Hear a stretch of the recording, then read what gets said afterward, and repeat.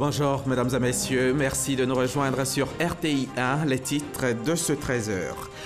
Le vice-président Daniel Kablan-Duncan a reçu hier tour à tour la directrice générale de la Banque mondiale, puis quelques membres du Congrès américain qui sont à Abidjan depuis quelques jours dans le cadre du premier sommet régional ouest-africain sur l'initiative de financement en faveur des femmes entrepreneurs. Les experts ivoiriens chargés de la gestion des ressources en eau et du climat renforcent leurs capacités. Ils se sont formés du 15 au 18 avril dernier au traitement des données liées au niveau de l'eau, des bassins et la quantité d'eau absorbée par le sol en fonction des saisons. Vous le verrez dans une quinzaine de minutes. La démission de Soumeylou Boubèye Maïga, acceptée par la présidence malienne, intervient à quelques heures de l'examen par l'Assemblée nationale d'une motion de censure de gouvernement déposée mercredi par des députés de l'opposition, mais aussi de la majorité. Le Premier ministre en poste depuis 16 mois cristallisait les critiques depuis quelques semaines. 1658, c'est le chiffre du jour. 1658 milliards de francs CFA. C'est la somme à mobiliser par le gouvernement pour couvrir les besoins sanitaires en Côte d'Ivoire sur la période 2020-2024. Le dossier d'investissement a été validé cette semaine à l'issue du dialogue national sur le financement de la santé, lequel dialogue a permis à l'État d'échanger avec le secteur privé, la société civile, les partenaires techniques et financiers sur les défis sanitaires. Les conclusions ont été présentées hier au vice-président Daniel Kablan-Duncan. Le témoignage de Mahama Traoré. Hisser la couverture des besoins sanitaires à la hauteur de la croissance économique enregistrée ces dernières années. Un défi majeur à relever par l'État dans un contexte de retrait prévu des appuis financiers extérieurs au secteur de la santé pour laisser place au financement national. Comment assurer une telle transition? La question était au centre du premier dialogue national sur le financement de la santé. 4 jours de concertation entre l'État, le secteur privé, la société civile et les partenaires techniques et financiers. Les résultats auxquels ont abouti les principaux participants indiquent un coût total de projet indispensable à la couverture des besoins sanitaires à hauteur de plus de 1658 milliards de francs CFA. Le dossier d'investissement, résultat du dialogue national censé décrire les interventions prioritaires en faveur de la santé et les réformes favorables à ces interventions, ce dossier sera soumis à son Excellence le Président de la République via le Premier ministre avec les points de décision pour améliorer le financement de la santé. Cet investissement de 1658 milliards de francs CFA est à mobiliser sur la période 2020-2024. Tous les acteurs du dialogue national sur le financement de la santé s'engagent pour la réussite de cette initiative. Témoin de cet engagement, le vice-président de la République, Daniel Kablan-Duncan, exhorte le secteur privé à saisir les opportunités d'affaires dans le secteur de la santé. Le gouvernement veut faire en sorte d'amener le secteur privé grâce au nouveau code d'investissement et dans le cadre d'un partenariat public-privé à faire en sorte que le secteur privé investisse dans les secteurs tels que l'oncologie, tels que les neurosciences, tels que la cardiologie et pourquoi pas la thalassothérapie. Faire en sorte qu'en Côte d'Ivoire, nous soyons un hub régional. C'est bon pour l'économie, c'est bon pour les exportations en matière médicale, c'est bon pour le tourisme médical. Il faut que dans ces différents domaines, nous puissions faire en sorte que cela marche. La mise en œuvre du dossier d'investissement verra la part du secteur santé dans le budget national passer de 5,9% actuellement à 15%. Cette hausse permettra par exemple de réduire le taux de mortalité infantile et d'améliorer l'offre de soins dans les établissements de premier contact. On y va maintenant à la présidence de la République où Daniel Kablan-Duncan a reçu dans la journée d'hier jeudi, tour à tour, la directrice générale de la Banque mondiale, puis quelques membres du Congrès américain qui sont à Abidjan depuis quelques jours dans le cadre du premier sommet régional ouest-africain sur l'initiative de financement en faveur des femmes entrepreneurs. Le compte-rendu d'Herman Guivet. Une dizaine de membres du Congrès américain, reçus en audience par le vice-président Daniel Kablan-Duncan, des sénateurs américains, présent dans la capitale économique ivoirienne, pour prendre part au premier sommet régional ouest-africain sur l'initiative de financement en faveur des femmes entrepreneurs, le WIFI. Des sénateurs américains, heureux des performances économiques réalisées par la Côte d'Ivoire, et décidés à accompagner le pays dans son développement. Je suis venu ici il y a cela 10 ans et j'observe là une transformation énorme. Nous n'avons pas simplement une économie forte, mais c'est une économie saine, mais grandissante, croissante. Il me tarde de revenir dans les années futures, de voir une plus grande croissance. C'est la première fois que je voyage sur la Côte d'Ivoire. J'étais très impressionné et portant beaucoup d'espoir. Et ce qui est impératif, c'est que les élections de 2020 se déroulent très bien. Le vice-président de la République, Daniel Kablan-Duncan, a également reçu en audience Kristalina Georgieva, directrice générale de la Banque mondiale. Nous avons investi 2 milliards de dollars ici et les projets sont très effectifs. Et les priorités sont les priorités du pays. L'infrastructure, le capital humain, le développement d'économie digitale et les opportunités de financer le secteur privé. L'institution financière internationale réaffirme son soutien à l'État de Côte d'Ivoire. Amadou Gon Coulibaly, lui, est rentré de Washington où il était récemment dans le cadre des assemblées de printemps du FMI et du groupe de la Banque mondiale. Sur place, le Premier ministre évoquait régulièrement le problème de la commercialisation et de la transformation des matières premières ivoiriennes. Retour sur le séjour américain du chef du gouvernement avec Adama Kodé. Moment de convivialité et de civilité entre le Premier ministre Amadou Gon Coulibaly et la directrice générale du Fonds monétaire international, Christine Lagarde.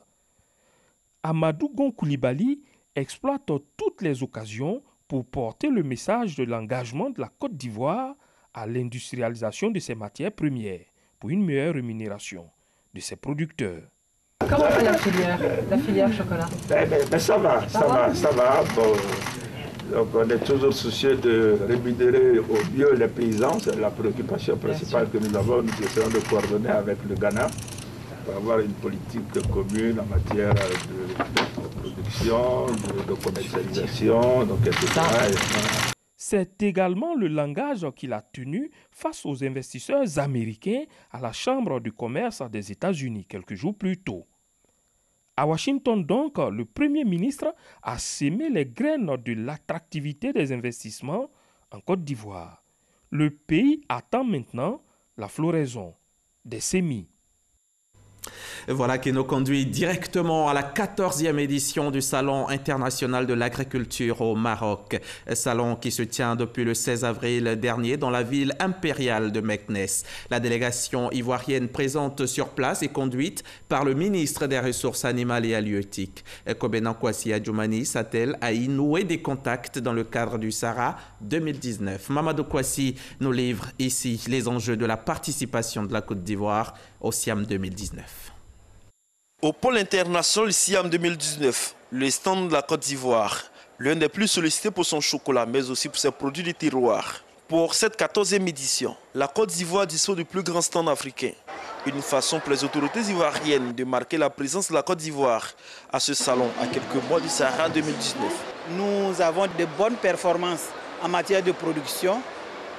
Malheureusement, nos productions ne sont pas transformées localement.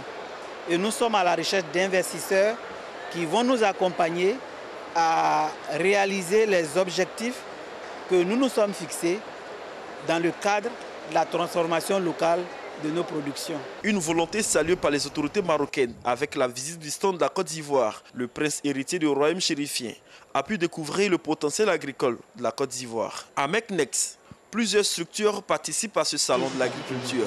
Les attentes. Notre mission ici, c'est de pouvoir trouver de nouveaux marchés pour le café ivoirien. Et je pense que ça se passe bien parce que nous avons déjà croisé plusieurs torréfacteurs. Et nous avons vu également qu'il y a beaucoup de consommateurs de café au Maroc et qui apprécient la qualité du café ivoirien. Cette année, nous allons signer une convention entre les agriculteurs de Côte d'Ivoire et les agriculteurs du Maroc. C'est-à-dire après la production, c'est des coopératives qui sont au niveau de la première transformation. Nous voulons que les agriculteurs de notre pays puissent bénéficier donc de cet avantage-là, à savoir après la production, faire la première transformation pour que vraiment la plus-value leur revienne. Deux objectifs majeurs ont été assignés à l'équipe qui venait. Était de rencontrer des fournisseurs d'intrants agricoles, notamment les engrais NPK, qu'ils soient asiatiques ou bien européens. Et l'autre objectif qui était assigné, c'était de rencontrer des exportateurs d'amandes de cajou. En plus des expositions, la Côte d'Ivoire participe à des panels, des ateliers et à des rencontres bilatérales pour vendre davantage l'agriculture ivoirienne.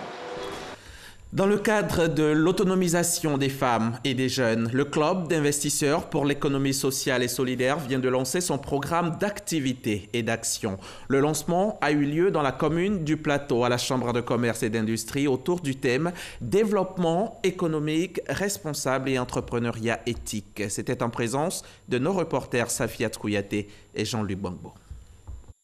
Il regroupe plusieurs opérateurs économiques d'Afrique et de la diaspora.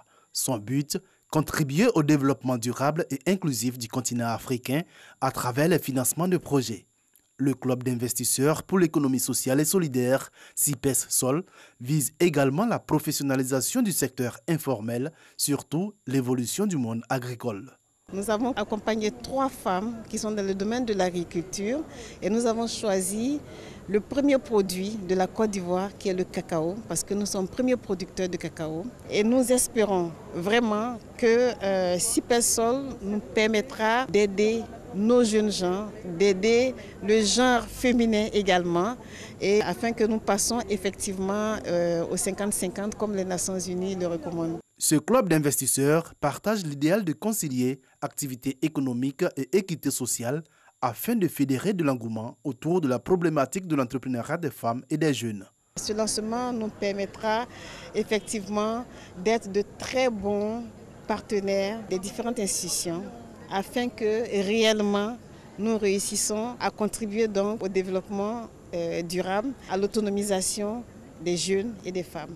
Cette plateforme internationale a vu le jour en France et affiche son ambition à travers son implantation en Afrique de participer efficacement au mieux-être social et économique des populations sur le continent.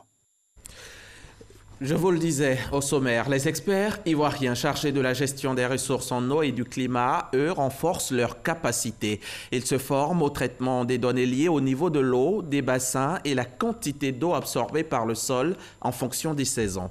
Formation initiée du 15 au 18 avril dernier par l'autorité du bassin du fleuve Niger sur la gestion des ressources en eau par l'imagerie satellitaire. On en sait plus avec Francis Boifou.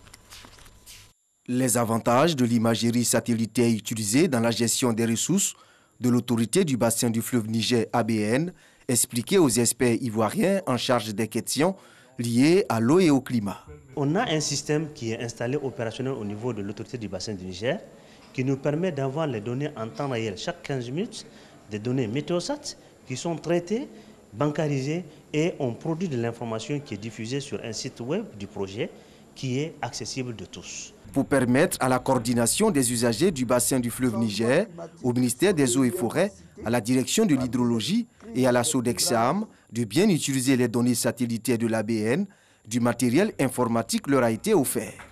Sur ces ordinateurs seront installés des logiciels de dernière génération. Cet outil vient nous donner une meilleure visibilité en termes d'alerte parce qu'on aura en temps réel les informations au cas de crue, en cas de débordement sur la portion du bassin du Niger qui se trouve en Côte d'Ivoire. Et bon, la SODEXAM, dans ses missions d'assurer la surveillance du climat, pourra apporter des informations à tout le public. C'est l'occasion d'utiliser ces techniques innovantes qui permettent d'acquérir des informations sans qu'on ne se déplace et qui permettent aussi de prendre des dispositions en cas de catastrophe naturelle, de prendre des dispositions pour pouvoir faire des évacuations parce qu'on aura estimé à temps la vulnérabilité des populations.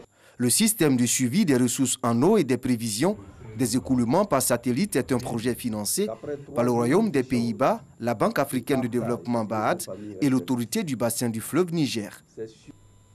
En Côte d'Ivoire, la liberté de la presse a fait un pas en avant, ou plutôt 11 pas en avant. De la 82e place, le pays est aujourd'hui 71e sur 180 selon le classement de Reporters sans frontières. Une performance qui honore la Côte d'Ivoire et les journalistes qui y exercent. Notre reporter Franck Quadio a recueilli le sentiment de Moussa Traoré, d'IMT, le président de l'UNJCI, l'Union nationale des journalistes de Côte d'Ivoire. Reporters sans frontières a publié ce jeudi 18 avril son rapport 2019 sur la liberté de la presse dans le monde. Sur 180 pays et territoires étudiés, la Côte d'Ivoire se classe 71e, une avancée, le pays occupant la 82e place l'année précédente. Le président de l'Union des journalistes de Côte d'Ivoire affiche sa satisfaction. Il y a 2 ans, nous étions 81e. L'année d'après, nous avons perdu une place, nous sommes 82e. Et cette année, nous gagnons 11 places, nous sommes 71e. Je pense que c'est le lieu de rendre un vibrant hommage à tous les acteurs du monde des médias. Je pense que c'est une victoire pour cette grande famille. Vous savez que nous nous sommes battus et nous avons eu une très bonne loi sur la presse. Et comparativement à la loi sur la presse des autres pays, vous vous rendez compte que nous sommes très en avance. Aujourd'hui, la garde à vue, la simple garde à vue, n'est pas autorisée en Côte d'Ivoire. Mais au plan mondial, c'est une avancée notable. Et donc, c'est le lieu pour moi de rendre également hommage aux autorités qui nous ont permis d'avoir cette loi. La donne est cependant perfectible pour Moussa Traoré. La recette est simple. La liberté de la presse est une quête permanente. C'est pour cela que nous demeurons vigilants. Nous invitons les acteurs des médias à maintenir le cap. Et ce classement doit être perçu également comme la preuve que les journalistes ivoiriens deviennent de plus en plus professionnels et de plus en plus responsables. Notons que les premières places de ce classement 2019 de Reporters sans frontières sont occupées par la Norvège, la Finlande et la Suède. La Namibie, 23e mondiale, est le premier pays africain et la 180e place est occupée par le Turkménistan. Le ministre de l'Emploi et de la Protection sociale porte à la connaissance des populations vivant en Côte d'Ivoire qu'en application du décret déterminant la liste et le régime des jours fériés, le lundi 22 avril 2019, lundi de Pâques, est déclaré jour férié et chômé sur toute l'étendue du territoire national. L'ambassadeur de la République islamique d'Iran en Côte d'Ivoire, Mansour Chahib Mer, est en fin de mission. Et pour lui dire au revoir, le gouvernement lui a offert un dîner. Le diplomate a réitéré à cette occasion la détermination de son pays à œuvrer au renforcement de la coopération bilatérale entre la Côte d'Ivoire et l'Iran. Wodjantele Soro, Alexis Ouedraogo. Soirée à l'honneur de Mansour Mer, ambassadeur de la République d'Iran en Côte d'Ivoire. Un acte de remerciement pour 4 ans de présence dans le pays marqué par la réalisation de projets dans les domaines de la santé, des infrastructures et du transport. Actuellement, environ 20 projets d'accords de coopération sont prêts à être finalisés et j'espère qu'ils seront signés lors de la seconde session de la commission mixte. Ces documents renforceront le terrain de coopération, notamment dans les domaines économiques et commerciaux. La Côte d'Ivoire salue l'implication de l'ambassadeur iranien dans l'amélioration des échanges commerciaux entre les deux pays. Je voudrais relever avec satisfaction la présence d'entreprises iraniennes dans plusieurs secteurs d'activités économiques, notamment dans la construction et les infrastructures et dans le négoce du café et du cacao, qui projettent d'importer une usine de transformation du cacao en Côte d'Ivoire, qui est un des objectifs prioritaires du gouvernement dans le cadre de la modernisation de notre économie et de l'industrialisation de notre production. Le coût de construction de l'usine de fabrication du chocolat est estimé à 130 milliards de francs CFA. La coopération ivoiro-iranienne s'est matérialisée par la livraison de 134 bus à La Sotra entre 2007 et 2019. Et notons que c'est en juillet 2015 que l'ambassadeur Mansour Chahib Mer a présenté sa lettre de créance au président Alassane Ouattara. Le Sénat, c'est la chambre haute du Parlement ivoirien. Il assure la représentation des collectivités territoriales et des Ivoiriens établis hors de Côte d'Ivoire. 2/3 des 99 sénateurs sont élus au suffrage universel indirect. Le tiers restant est désigné par le président de la République parmi les Ivoiriens reconnus pour leur expertise et compétences dans les domaines politiques, administratifs, économiques, scientifiques, culturels, sportifs, professionnels et sociaux. Parmi les sénateurs ivoiriens, 19 femmes. C'est peu, mais ces femmes, conscientes de la tâche et des missions qui les attendent, comptent bien y jouer leur partition. Sidonie Davila.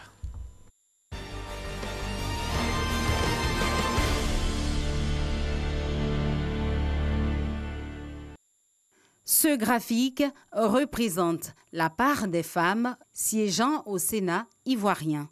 19,19% de ses membres sont des femmes. De 8 femmes élues lors des sénatoriales du 24 mars 2018, la proportion des sénatrices a augmenté après la nomination par le président de la République le 3 avril dernier de 11 femmes du tiers des sénateurs.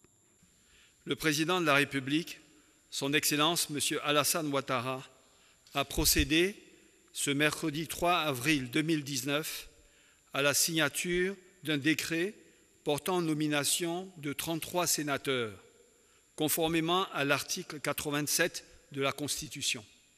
Une volonté du chef de l'État traduite en actes. Un récent Conseil des ministres avait décidé d'un quota de 30% des femmes dans les assemblées élues. Avec la nomination de 11 nouvelles sénatrices, notre champ compte désormais 19 femmes de valeur, de compétences exceptionnelles et de charme infini.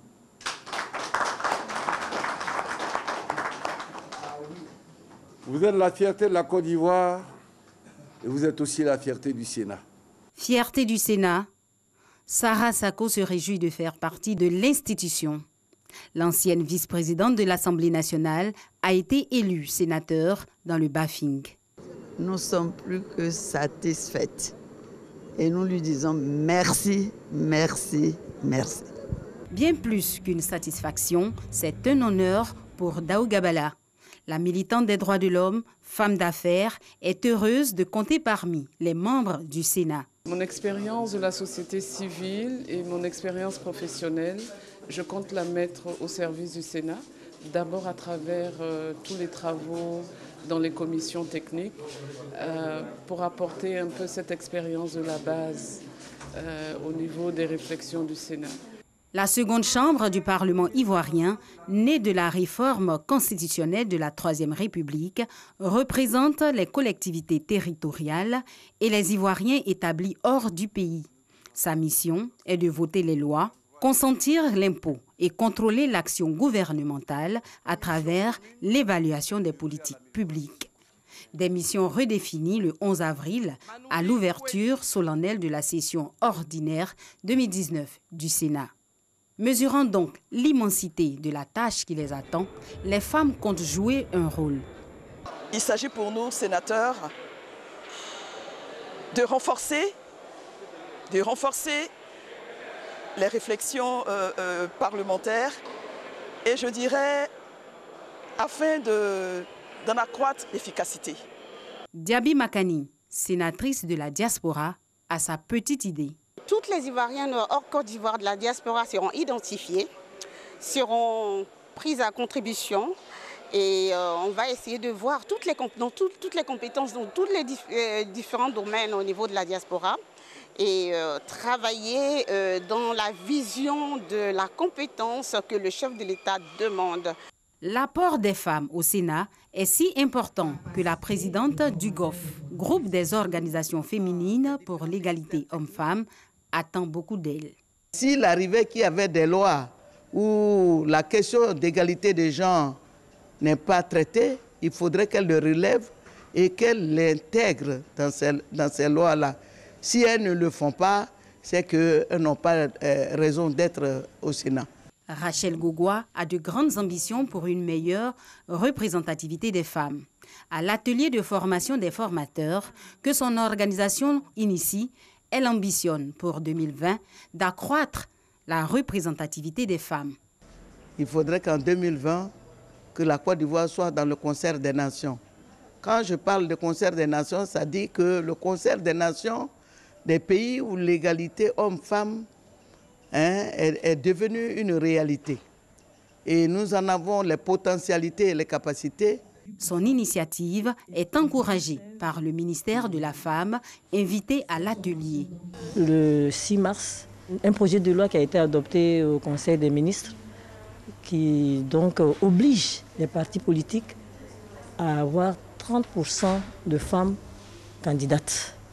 Le 2 avril, le président de la République a nommé 11 femmes d'expérience et compétentes dans leur domaine au sein du Sénat. Le travail qui est fait par Mme Gougoua est à saluer. Ça vient donc renforcer notre action. Je dirais ça vient jouer aussi le rôle de catalyseur de l'action gouvernementale, puisque la formation des femmes va permettre aux femmes d'avoir donc confiance en elles. Le Sénat est constitué d'experts issus de l'administration, de l'économie, de la diplomatie, de la culture, de la presse et de la société civile. Le défi majeur du Sénat pour 2019 est l'exercice effectif de sa mission parlementaire. Plusieurs dossiers seront sur la table des sénateurs. Les dossiers sur la représentativité féminine dans les postes de décision peuvent être au cœur des débats. Sénat ivoirien, ces 19 femmes qui ne comptent pas faire de la figuration. Un reportage de Sidonie Davila que vous retrouverez bien sûr sur RTI Mobile et sur tous nos réseaux sociaux. Le lavement des pieds est un acte rituel accompli en mémoire du lavement des pieds des apôtres par Jésus-Christ la veille de sa passion avant de se mettre à table pour la dernière scène. Ce rituel, les chrétiens de la paroisse Saint-Joseph Charpentier de la Gare dans la commune de Yopougon l'ont également accompli. C'était hier en présence de Christelle Bédéja et Franck Quadiron.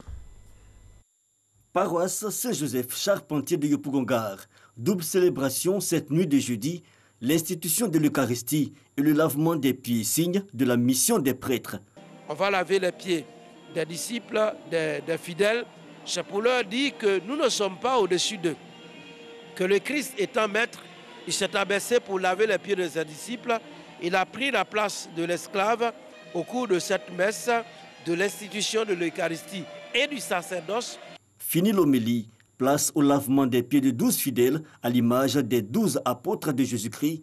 Le prêtre, tout comme le Christ Jésus, se dépouille de sa nature de maître pour se faire esclave, voire serviteur de tous. Il montre ainsi l'exemple de l'humilité qu'il avait enseigné auparavant à ses disciples. Le plus grand parmi vous sera votre serviteur, une marque d'humilité qui requiert l'adhésion des fidèles. Lavement des pieds, c'est très important dans la vie d'un chrétien catholique.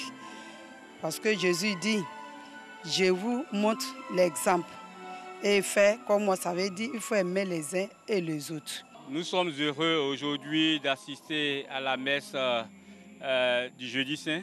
Voir notre Père curé s'abaisser pour laver les pieds des présidents de CEB, des serviteurs, ça nous invite, nous aussi à notre niveau, à nous mettre au service de nos frères et sœurs. La cérémonie de lavement des pieds ouvre le Triduum pascal, une période de 3 jours pendant laquelle l'Église célèbre la passion, la mort et la résurrection de Jésus-Christ. L'actualité internationale de ce vendredi nous conduira au Bénin, en RDC, mais nous nous arrêtons tout d'abord au Mali, où la démission du Premier ministre Soumeylou Boubèye Maïga a été acceptée hier par la présidence malienne. C'est une sélection de Wodjantele Soro et Alexis Ouedraogo.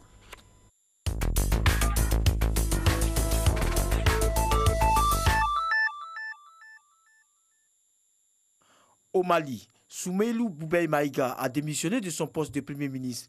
Une démission acceptée par la présidence malienne. Un départ qui découle de la situation précaire du climat sécuritaire du pays. Pour améliorer la gestion de la nation, le président Ibrahim Boubacar Keïta envisage une concertation nationale de 6 jours qui démarrera la semaine prochaine. Boubèye Maïga aura passé moins de 2 ans à la tête du gouvernement. À Cotonou, l'ancien chef d'État du Bénin, Boni Yahi, appelle à l'arrêt du processus électoral des législatives qui ont lieu dans son pays. Son parti, Force Choris pour un Bénin émergent, est également touché par les exclusions de la totalité des partis de l'opposition en raison de l'absence du document administratif de quitus fiscal. Seule la mouvance présidentielle de Patrice Talon a été autorisée par la commission électorale à participer aux élections. Le vote est prévu se tenir le 28 avril 2019. Félix Tshisekedi, présent à Mukuya, lieu d'origine de la majorité des victimes du naufrage meurtrier du lundi 15 avril 2019 sur le lac Kivu. Un drame qui a occasionné la disparition de 114 personnes et 13 morts. Sur place, le chef de l'État de la République démocratique du Congo a partagé ainsi sa compassion aux proches des disparus et décédés. Comme solution immédiate, Tshisekedi annonce la réhabilitation de la route Goma-Bukavu pour détourner les populations des surcharges dans leur déplacement en pirogue. C'était un récit de Issa Chonan Yeo. C'est ici que s'achève cette édition. Merci de l'avoir suivi et à demain sur RTI.